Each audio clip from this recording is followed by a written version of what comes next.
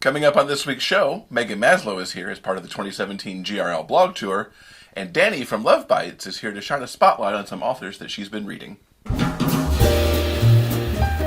Welcome to the Big Gay Fiction Podcast, the show for readers and writers of gay romance fiction. If you can read it, write it, watch it, or listen to it, these two guys are going to talk about it. Now, here are your hosts, Jeff Adams and Will Knaus. Welcome to episode 105 of Jeff and Will's Big Gay Fiction Podcast. I'm Jeff from JeffAdamsWrites.com. And I'm Will from WillKnaus.com. This week's episode is brought to you in part by listeners just like you. We'll have a little more information on how you can help support this podcast in just a few moments. Did you like my emphasis there? I tried to live... Oh, God, that was ridiculous, wasn't it? No, it was perfect. I liked it, including the little chuckle at the end. Yes, I'm a delight and wonder to be around at all times. How are you? How was your week? It was good. It was good. Lots of writing going on. I think I wrote at least a little bit every day this week on Winger 3, which is good. Also worked some more on the promotional posts that happened. The blog tour actually begins on October 10th, which is Tuesday.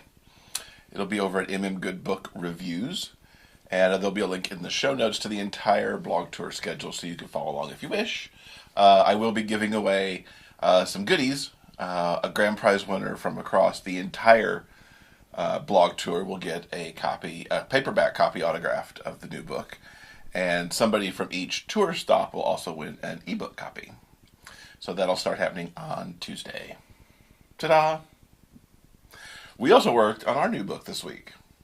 We did a little brainstorming. Stormy weather, as it were. Wasn't that stormy? Yeah, we sat down and started hashing out a few of the details of our next co-author book. Yeah, which I think we're calling... Well, let's not make people sick of this thing. This is like... Okay, we'll parse this information out over the next few months. This book is literally not going to come out until 2019. So let's try and parse out the information just a little bit. Okay, fine. Our second book in our Dreamspun Desires trilogy is being worked on now. How's that for being vague? Thank you. Thank you. I'm just thinking of our listeners. That's all I'm trying to do here. Which is good. It's very good. Thank you. Okay. So we also decided this week that we're not going to be able to go to Read with Pride up in Seattle, which happens the first weekend of November. Yes. Last year, it was our great pleasure to go to what it was previously called the Northwest Romance Meetup something. It was GRNW last year, which was... I don't remember what it's... I can't remember either. I don't know. Read with Pride is much better. Read with Pride is the new name of the event. Let's just call it an event. Yes. The West Coast event happens. It's been happening for several years now in Seattle, and we had planned on going. Plans have changed, unfortunately, and we will not be going to Read with Pride. It's really sort of ridiculous. There was a moment not very long ago where we were planning to go to all the events. We had a humongous list of things that we were going to do.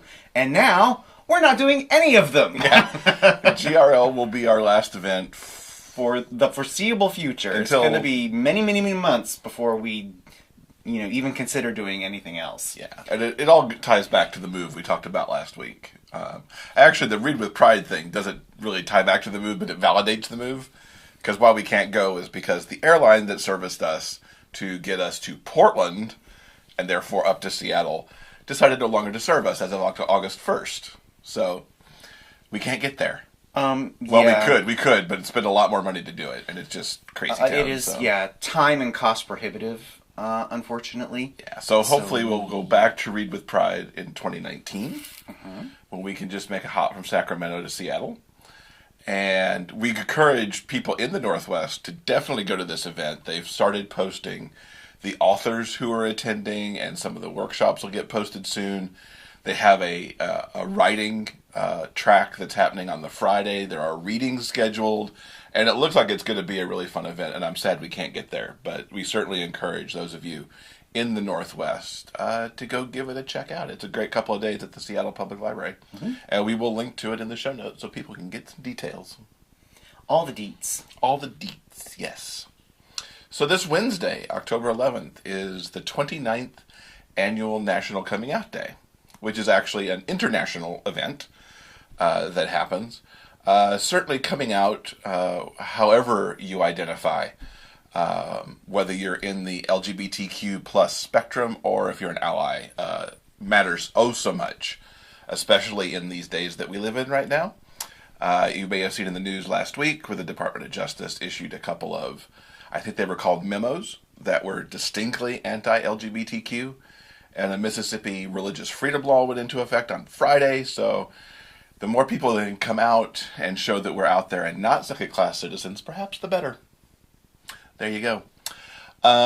Something exciting to talk about that is kicking off on, National Coming Out Day is the launch of the Kickstarter for a book called Maiden Voyage. Now, you in particular have been a great fan of the Promised Land book. And this is the second book from those creators. And in this one, we've got a fisherman's daughter who's named Rue. She inherits a map from her from her father, and joins the crew of the courageous Captain Freya. I think I'm pronouncing that right. And they set sail to discover the map's destination. And as that happens, a bond soon forms between them, and it's love. Of course, because these books are all about love is love. And it sounds just delightful. Their Kickstarter for this book starts on October 11th in honor of National Coming Out Day. We're certainly backing it, and hope you guys do too, because this book sounds like a lot of fun. Yes. I can't wait. I love the people behind the Promised Land book, and this new project sounds amazing. Can't wait to get my hands on it. Yeah, they're talking about having it out in time for Pride in June 2018. Sounds good. Yeah. And we'd like to take a few quick moments to thank our newest patron, Dee. Welcome to the family, Dee. We're very happy you've chosen our little show to help out on Patreon. Yes. Now, everyone, if you would like to help out this show, you can get all the information at patreon.com and our Patreon page. Just look for it, Big Gay Fiction Podcast. Now, the support, I'm sorry, I couldn't think of the word for some reason. It's the support that we receive helps pay for some of the back-end costs of running a show such as ours. If you'd like to help, just go to patreon.com/biggayfictionpodcast to learn about the different levels, the different rewards that we have. And actually, coming up next week, we are going to be recording our Patreon special bonus episode. So for those of you who support us, there's that word again, support us on Patreon, be sure to check out the Patreon page this week. You can ask us some questions. Yeah. If you've got a topic that you'd like us to discuss, please let us know. So give it a look-see real quick. You can go to patreon.com/biggayfictionpodcast. Yes, indeedy. So this past week, I got to talk to Dani from Love Bytes Reviews.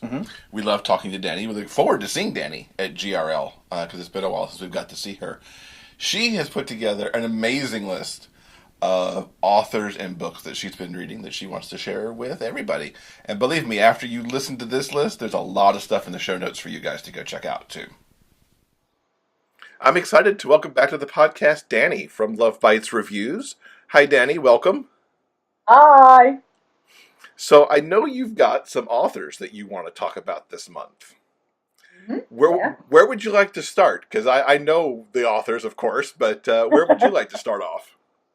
I would like to start off with Brendan Witt, because I adore the guy. He's really sweet, and I think he did a courageous thing, stepping out of the box 2 times, because from his normal genre, he went to doing the Merry Boys novellas for Dream Spinner Press, and I really like it when an author does something different and unexpectedly very well. I love the fact that it's a contemporary novella series. I like what it brought with people, and the last one, it's coming out. It came out yesterday or today, I think.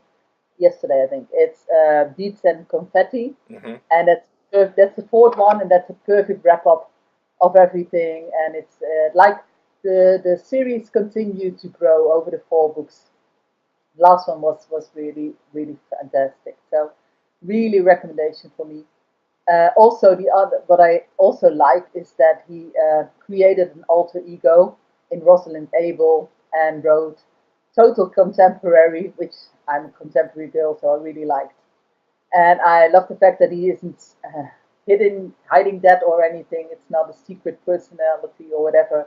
But I love the fact that he used that to also write something completely different. So he brought Lavender Shores series there, and also the fourth book Shipwreck is coming for that.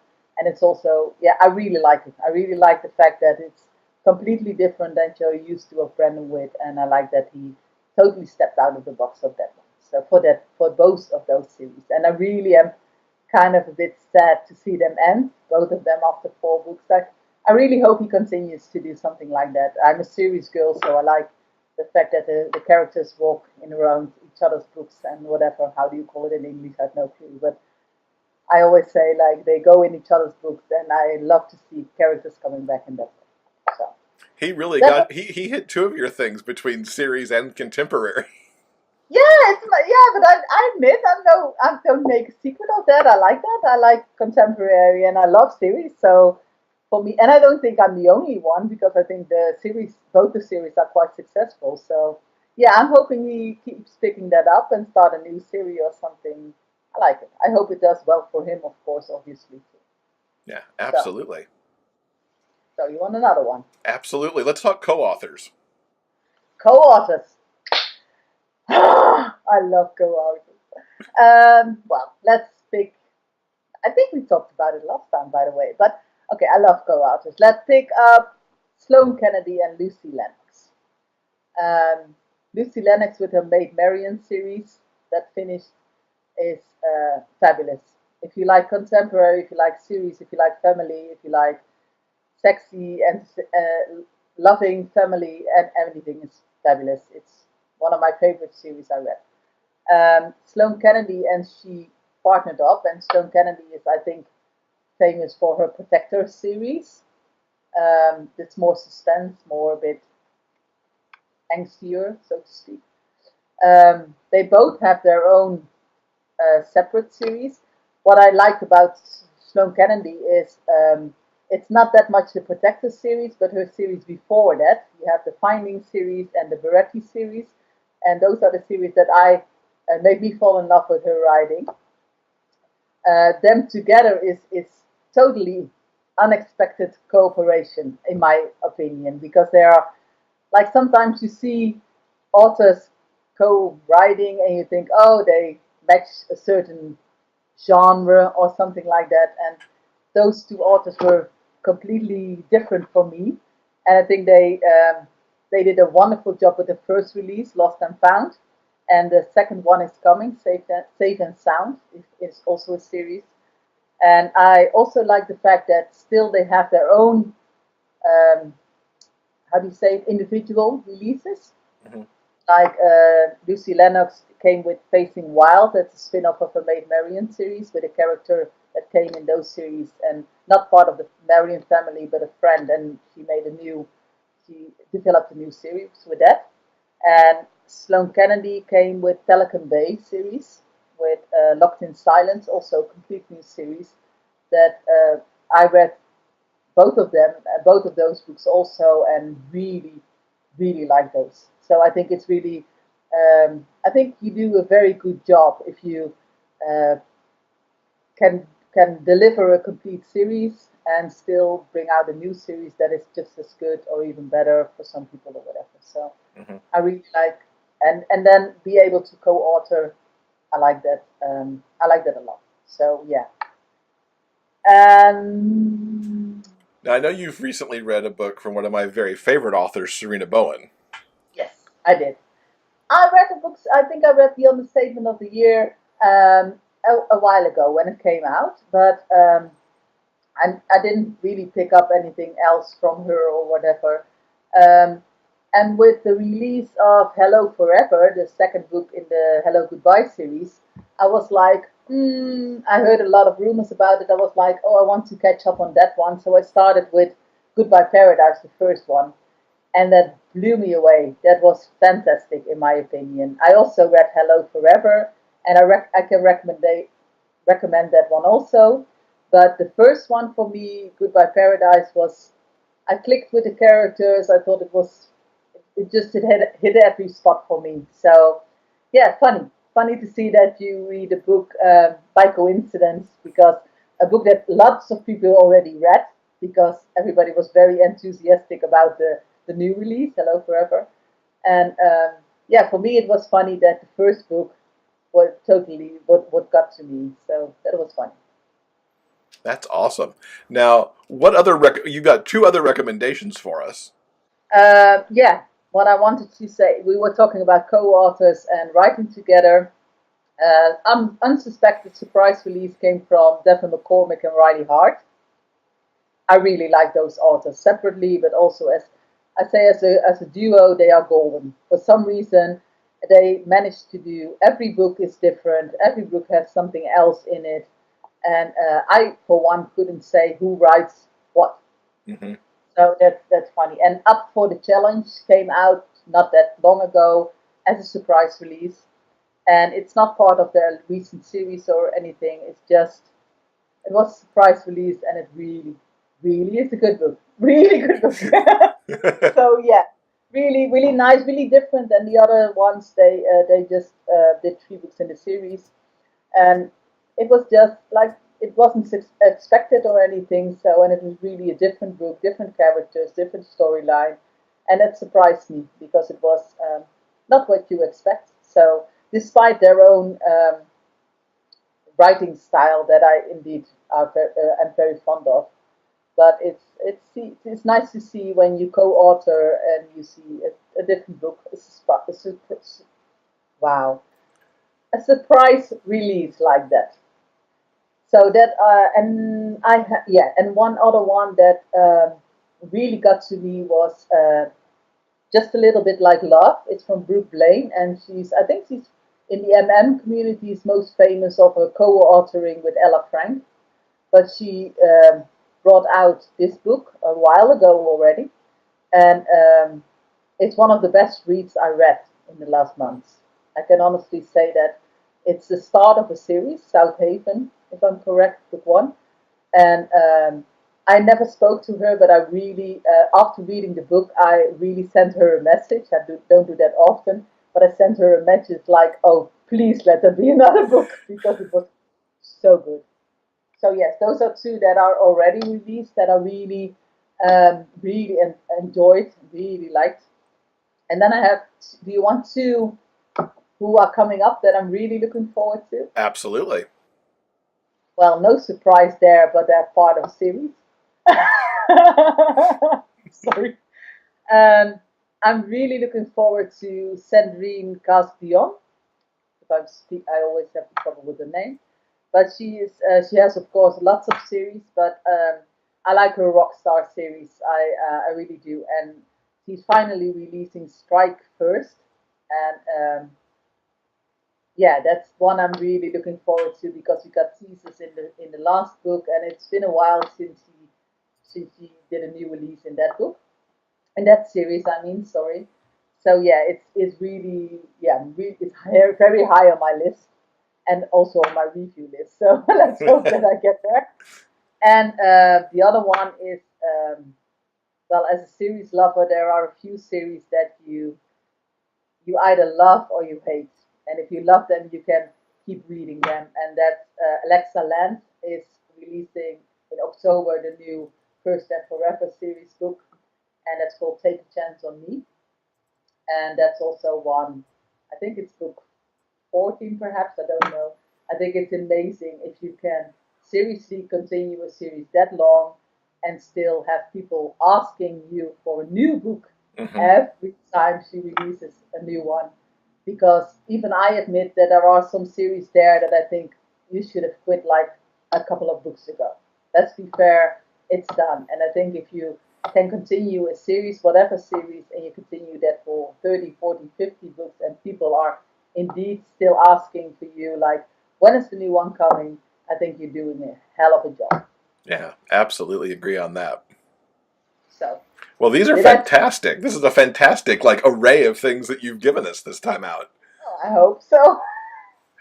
And we will link up in our show notes to all these books and all the authors, as well, of course, to Love Bytes Reviews. I gave you a lot of work then. No, that's good. We love putting all these books and authors in front of the listeners. It's a great thing. Dani, thank you so much for joining us, and we look forward to having you back again soon. I hope so, yeah. I will try to be a little bit sooner than last time. In Somewhere on Mackinac by Jeff Adams, Jordan Monroe travels to Mackinac Island for the Somewhere in Time fan celebration weekend. Once there, he becomes attracted to local stable owner Miles Coulter. When Jordan learns the stable's in trouble, he wants to help despite Miles's resistance. As their relationship grows, he dreads the issues that face them. Can they forge a love as timeless as the romance in their favorite film? Find out in Somewhere on Mackinac by Jeff Adams. Available from DreamSpinnerPress.com, Amazon.com, and other ebook retailers. So it's been a few weeks since I've reviewed anything on the show, but I have caught up and have a bunch to talk about today. Kicking off with, you've heard about these already, the Cat Sebastian books, Lawrence Brown Affair and Ruin of Rake. I have now been through both of them on audio, and just love both of them to death. Oh my goodness. I don't know how they just keep getting better and better as she goes. Lawrence Brown is about Lawrence, who's the Earl of Radnor, and he's an inventor who thinks he's going mad because it's kind of running in his family. And Georgie Turner, who we met in the first book, has run away from London because his past as a thief is kind of catching up with him in some unseemly ways. And he's planning to steal from the Earl to even get further away from London. But as he gets there and starts to arrange his affairs and become his secretary, these two fall in love in the cutest of ways possible, I think. Because Georgie really wants to help him, and for the first time in a long time, Lawrence actually believes that he could love somebody else after all the craziness in his family. There's some cute moments with Lawrence's son, Simon, who crops up here and spends some time at the house, and it just warmed my heart to watch these two draw closer and closer together. Because they both needed somebody. Mm-hmm. They both needed fixing in their own ways. And Lawrence didn't really care. He figured out along the line that Georgie was in fact a thief and kind of didn't care. And Georgie figured out that Lawrence was not really crazy at all. Just needed a little organization in his life, really. And some stability. And it warmed my heart to pieces. And I can't recommend it enough. And yeah, I'm kind of glossing over some of this because Will talked about it so well episodes ago. So I'm trying not to rehash too much. What did you think of the third and final book in the trilogy? Oh, is this really going to be it for this set of books? This specific storyline, yes. Aww. The Cat is certainly working away right now. I just saw it on social media. Yeah, I've seen the cover of the new book too. It's gorgeous as usual. Ruin of a Rake, I also really loved. I have to admit, I have not been a fan of Lord Courtney's ever. But he really turned around in this book to show that he does have a heart and that he just, I guess, essentially lived this life because he was essentially playing the cards he got dealt. And it took Julian to really come in and set him on a better path in terms of setting all of his affairs in order to really become kind of the lord that he should be of managing his house and his affairs and blah, blah, blah. But I was also very entertained by the scandalous novel, and who it was revealed who wrote the scandalous novel. Julian and Courtney work so well together, in my view, because they it was almost like the true opposites attract. You just can't see them finding a way to be together, and then they make it work, and yeah, I loved it too. And in this one, I liked the side story of Eleanor, getting kind of fixing her relationship with her husband, and those two figuring out what went wrong for them. It was nowhere near the primary plot point, but I liked that she was getting on a course to find her happiness again, that she kind of lost. So I love Cat. I can't wait to see what she does next. I had no idea I could possibly be into Regency romance because it's just not my thing. I know, right? But there's something about the way she spins the tale, and frankly, I could listen to her narrator for days too, because his voice is awesome. Yeah, very, very good. So we both give 2 very hearty thumbs up to this series by Cat Sebastian. We recommend all 3 books. Be sure and check them out. Also, the audiobooks are really excellent as well. If you've been wary or a little standoffish about audiobooks, dive in with these. We can almost guarantee you're going to love these to pieces. Yeah, absolutely. Really good. The performance is really excellent on them. And I have to say, doing what I've been doing this year with having an audiobook going and a print book going, I've already beat my Goodreads goal for the year. I was at 40, and as I finish this set of books, I'm over at 42. So, very excited about that. Awesome. The other book I wanted to talk about this week is one that we've been talking about on the podcast a little bit, which is Changing on the Fly, the Second Period, the charity anthology that came out last week. The proceeds from this book are all going to the You Can Play project, which benefits equality in sports. And these are all hockey romances. Obviously, I'm not going to review my installment in the book. Maybe you'll do that one day. If you read it. It's really good, everybody. I read it. Oh, that's right. You baited this one. Well, of course I did. I read it before you sent it in. It's a really good one. I like it. The other ones in here, there's Second Chance by Heather Lear. Second Chance at Love by Heather Lear. This particular story takes place in Heather's Holiday, Vermont universe and features Zach, who is the mayor of Holiday. And in this book, he's just newly been elected. And has gotten away from Holiday for a little bit before he's taking over the mayorship. And he ends up meeting up on vacation with his teenage best friend, Tony. They haven't seen each other in years. They had a bit of a falling out. So this second chance, as it says right in the title, is Zach, who has lost his hockey career, getting together with Tony and finding their happily ever after. Which apparently, I'm told, picks up in the Holiday books. Rookie Moves by V.L. Losey was my favorite. My co-authors know this is my favorite. This is not a secret that I have a favorite amongst these 3. It's actually a sequel to the story she had in last year's Changing on the Fly anthology. And here we pick up the story of New York Night Rings superstar Riley and his boyfriend Kiefer. And they're adjusting to life in the spotlight, which is quite the adjustment for Kiefer because he was living his life on the street before Riley found him and they fell in love. And so there's all this media stuff going on about who's this guy that Riley's fallen in love with? How's he taken this child off the streets? Who was this sex worker? Blah, blah, blah. And it's really kind of getting to Kiefer, who doesn't have any idea how to deal with the media. Why this is my favorite, I'm not going to say specifically because it kind of gives a spoiler to the story. But it really touched on some themes that are near and dear to my heart, and it made me happy, and I cried a little bit. It was just like, oh, this is awesome. Word has it there might be a 3rd book for these 2 also. So fingers crossed that if Changing on the Fly gets to the 3rd period next year, we get another installment in their story. Secrets by R.J. Scott focuses on Benji and Avery, who are opposing teams. And this is an interesting take on a hockey story because most of our hockey heroes are all like 6 feet tall, very kind of guys. And in this case, Benji is actually 5'8", so he's one of these little hockey guys who zips around everybody. And Avery's chirping on him a lot about his size and about what he does. But Avery also has been carrying this secret that he is gay, and he's been actually encouraged to reach out to Benji to talk about what it's like to be gay in the AHL. And so they actually begin this interesting little story of getting to know each other and talking a little bit about what it means to be closeted and the network of closeted other athletes there are in the AHL. It's a really lovely story about helping Avery kind of find his way.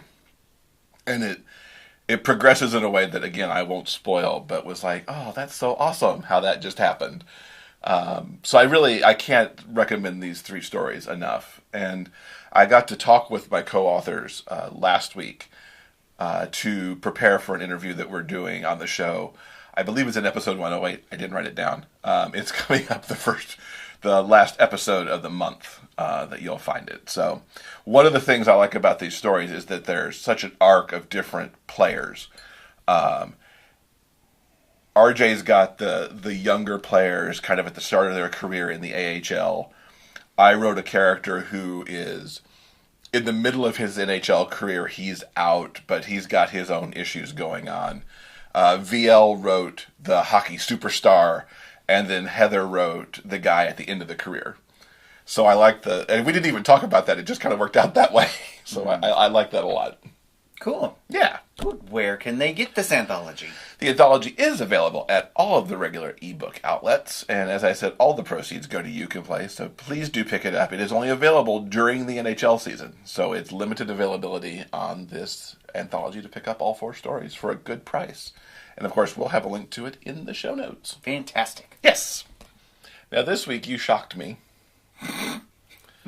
Because I found out you were reading a hockey book. I read a hockey book. We got more hockey book reviews than you can shake a hockey stick at this week. Indeed. Should I just get mine out of the closet and shake it really quick? No, you do not need to do that. Real quickly, I want to talk about A.E. Wasp's City Boy. It's the first book in her Hot Off the Ice series.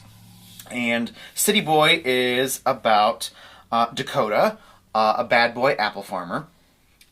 Which sounds ridiculous when I say it out loud, but when you read the book, you will get it. Dakota is a total bad boy apple farmer. And he meets Bryce. He is a hockey star who is recovering from an injury. And the chemistry between the two of them is electric. It's amazing. From the moment of their cute meet on the side of the road to their very first hookup in a deserted cabin kind of in the middle of nowhere. I love the two of these guys so much. Amy did a fantastic job with these characters. I love them to pieces. Anyway, so they meet on the side of the road. They hook up almost instantaneously because they're so attracted to one another. But then we get to the plot of the book. Bryce has come out here into the middle of nowhere because he has inherited an apple farm from a long-distant relative.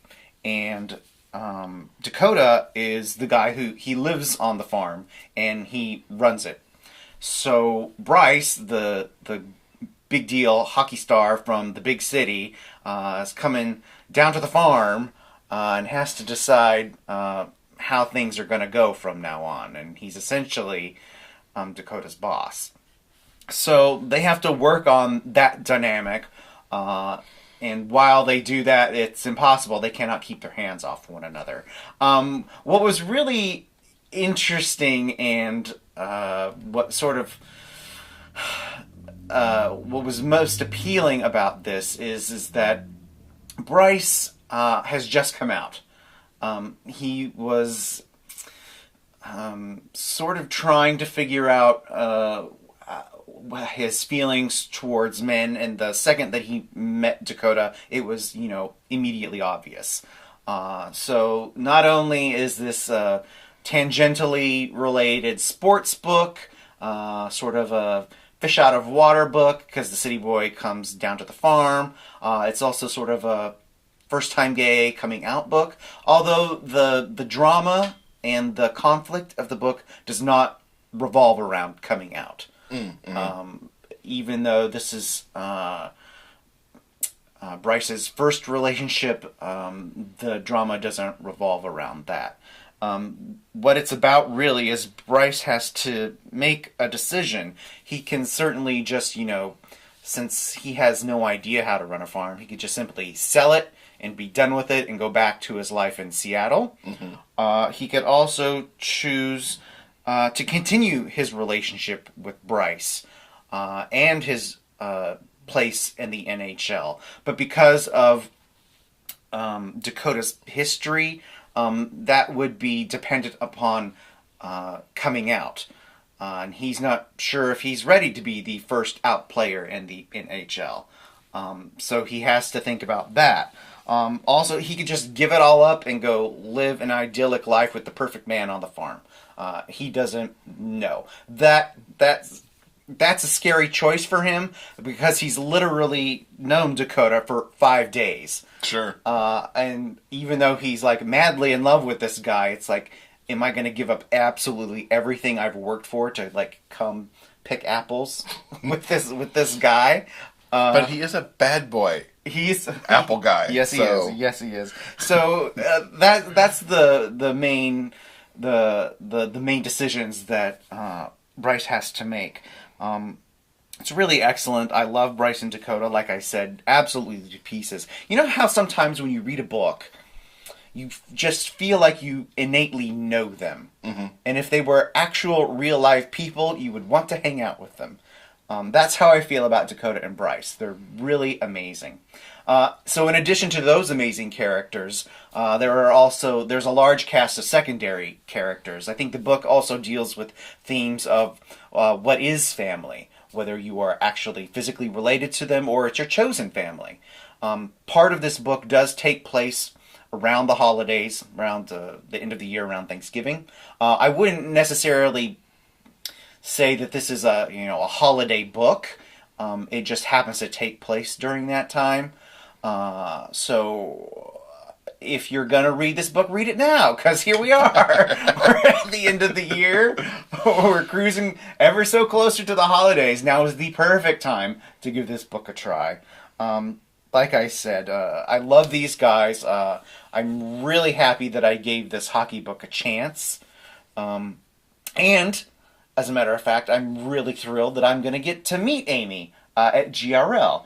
I'm going to be moderating a Q&A panel, of which she's one of the panelists. Oh, very cool. I know. I'm super looking forward to that. So I highly recommend City Boy, the Hot Off the Ice Book 1 by A.E. Wasp. If you would like to know more about what Jeff and I are going to be doing at GRL, we will talk about that at length next week. Oh, yes. Yes, indeed we will.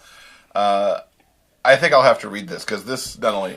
I highly recommend it. I really think you'll like it a lot. It's a hockey book. Yes, of course. But it sounds very Hallmark Channel movie, too. It is. It is. Saves the apple farm. It's incredibly sexy and super sweet at the same time.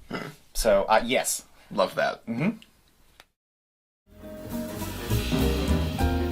Did you know that podcasts love to get reviews too? Taking a moment to leave a review about the Big Gay Fiction podcast helps us with the show's visibility online. Please take a moment to visit iTunes and leave a review. Your comments help other readers of gay romance discover this show. Thanks for helping us spread the word about the Big Gay Fiction podcast. So we're almost to the end of our GRL blog tour segments. Yep. Since I can't believe GRL is practically here already. Right around the corner. So our latest installment of the tour brings us Meghan Maslow. She's going to talk to us a little bit about what she loves about GRL and about her latest book, which has just come out. Today I'm welcoming Meghan Maslow to the podcast as part of the 2017 GRL blog tour. Meghan describes herself as a bit of a rare breed, an extroverted writer, and those are rare. I absolutely agree. Yeah. If she gets writer's block or starts to go a little stir-crazy, she'll head out to a coffee shop, a restaurant, a friend's place, anywhere to fill up on her need for human contact. She says it helps that she spends a lot of time with the voices in her head, and some of them are really quite opinionated. She loves writing gay romance because she's a sap for a happy ending, and believes everyone, regardless of orientation, should be able to find books that have them. Welcome, Meghan! Thank you. Thanks for having me here. And we couldn't agree more that everybody needs to have a book for them. Exactly. Absolutely. So let's talk about your latest release, By Fairy Means or Foul, which I have to say is quite the tongue twister. It is. So it's going to be a series, and all books in the series will have something where it's fairy. So like it's by fair means or foul is the actual expression. And then I put by fairy means or foul. Oh, okay. That's very cool. Like that. Now, that just came out at the end of September. Tell us about the book and where its idea came from. So this is actually kind of, it's funny that it's happened because it was the day after the election, in all honesty. I had been working, so I have another pen name where I write mystery under, and I had been working on a very dark piece. And the election happened, and I was so bummed out afterwards, and I just couldn't go to that dark place to keep working on this piece. And this idea popped into my head. And in my family, like, we are all about camp. We're all about humor. You know, my parents took me to Rocky Horror for my first time. Like, you know, like, it's the kind of family we are. That's and so awesome. it is awesome, but I default to humor and camp. And so this idea just popped in my head, and I literally just shut one document, opened it up, and just started going to see what happens, because I'm a bit of a pantser anyway, and it just poured out of me. So it was just such a pleasure. It was one of those books that you just, you know, from the way, you know, from the moment you start to the moment you end, you're just having such a good time with it. That's awesome. What's it about? So it is actually, it's kind of this weird mishmash, because it's not urban fantasy. It's technically fantasy, but it has an urban fantasy feel to it, because it's about a private detective who's a half dragon, half fairy, and do not ask how that happened, in a realm where you really don't have these half-breeds. It's actually a very hierarchical, there's lots of bureaucracy. You know, I live outside of DC, so it's sort of... You know, it comes naturally to talk about bureaucracy. And he's this guy who doesn't fit in anywhere, and he just wants to be his own person, essentially. And he just never fits anywhere. And he ends up tasked to find this unicorn horn for this depraved unicorn. And the unicorn trades in one of his servants in order as his down payment, who happens to be a human. And you don't see a lot of humans in this realm. And especially not human males, because they're not magical. And to be in a non-magical creature in a magical realm is very dangerous. And so he considers himself this kind of creature who's no compassion, doesn't get attached, doesn't all this. But actually, he's a big sucker. You know, he's a softie. He ends up, you know, gathering people around him. He doesn't want to, and yet it happens. And it's, you know, it's done with humor, but it also has some darker themes to it. It's not all completely light, but it definitely uses humor to diffuse some of the darkness. And where do you see the series going? So I have the first 5 books more or less in my head. The second one that I'm working on now, I have it, funny enough, the least in my head. But each series is going to, mostly it'll be those two and on different cases that they have. And, you know, there's a whole bunch of things that happen in this relationship that should hopefully keep it interesting for people. But there's also side characters that will eventually have their romances as well. And I don't want to give too much away about the side creatures, because Sure, yeah. You know, yeah, it's kind of a joy, I think, to get there and be like, oh my gosh, how are they ending up with this person? But yeah, so I see it definitely being several books in the series, and we'll see how it goes. Fantastic. Now, we are just a couple of weeks away from GRL. Yay! What do you love so much about that conference? The people. I mean, there's just no question. You know, I like the panels. I love the fact that each year it switches locations, so I always get to go someplace new. But really, it's the people. There's just it's such a good crowd. You know, it really is. It's seeing old friends. You know, and some of it's just sad because, like, for example, Wade Kelly doesn't live very far from me. We see each other at conferences. We don't drive the hour to see each other very often, you know. And it's just, but it's like, I just love running into Wade at a conference, or I love seeing, you know, Hans Hershey, or there's just so many people that you just catch up with, and has such a good vibe to it. Mm-hmm. So I love that conference. And what are you looking forward to specifically in Denver this year? Mostly, again, seeing people. I'm going to go a little bit early, and I'm going to tour some of Denver with friends. I've been before, so it's not completely new to me. But really, I'm excited just for the conference. I mean, that's the thing, and getting to spend time. I'm also doing my very first time as a supporting author, so it's a little different for me because usually I go as a reader, and as a reader, you have no obligations. Like you're just like, oh, I'm going to float around here and float around there, and oh, do you need help with that? And now I have all these like structured activities I must be at and participate in, so it's going to be a little bit different, but I'm excited. I needed to step it up. It was time. It was time. And at least you've been there as a reader, so you know kind of at least the basic ideas of what to expect now that you've bumped up into the author ranks. Exactly. So it's time. Any particular piece of the author stuff you're looking forward to trying out for the first time? I think it'll be fun to do author lounges. Again, I'm an extrovert, so I get really pumped getting to meet new people all the time. And so it's great because the author lounges, they actually come to you, and usually being the extrovert, I'm seeing everyone like people in corners and against walls. So I'm always going over and be like, hi, and introducing myself. But this time I actually get to sit there and other people can come introduce themselves. So that's kind of exciting. So that'll be really fun. And then also, I'm really looking forward to the audiobook narrators panel. So that I think is going to be amazing. I'm glad they included it this year. Yeah, I was too. I have to say I'm looking forward to that one as well, to go sit in and listen to those. I think it's 5 do their thing. I know, and they're all so amazing. So it's going to be really, really exciting to see what they're reading and, who they're working on currently and everything. Yeah, absolutely. Speaking of reading, what are you reading these days? What am I not reading these days? That's a good answer. I know. Well, mostly, actually, I have been reading mostly romance recently. I also do a lot of mysteries and suspense, but I haven't, not in the last few weeks. It's all been romance. I just did an art for Brandon Witt. I have to post about it today.